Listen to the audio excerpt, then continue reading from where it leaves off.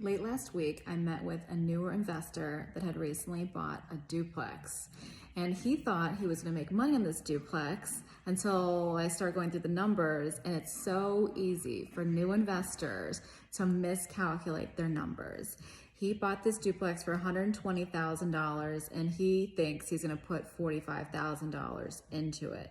Now, I went to this house, given the state of it, there's no way. He's going to put $60,000 into this house. So he's going to be in the hole $180,000.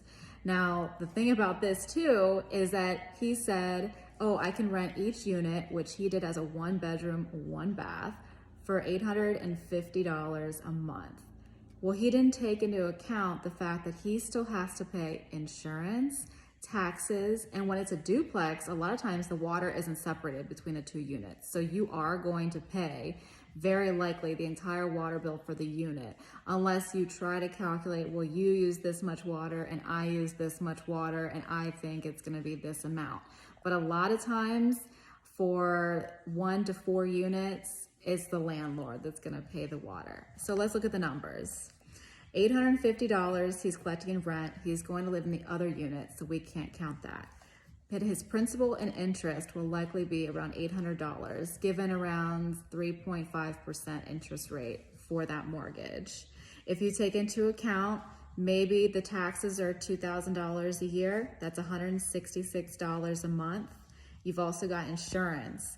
That usually ends up being higher, especially if you're a landlord and you of course want to ask your tenant to carry insurance or at least require it. But unless you check every month, there's no way to really know if they're carrying insurance.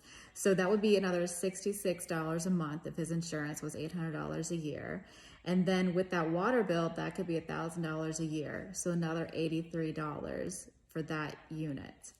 So you're looking at $1,115 that you're going to be paying per month, but you're only taking in $850. So if anything, yeah, that $850 in rent is going to help you offset some of your costs, but you're not getting rich on this.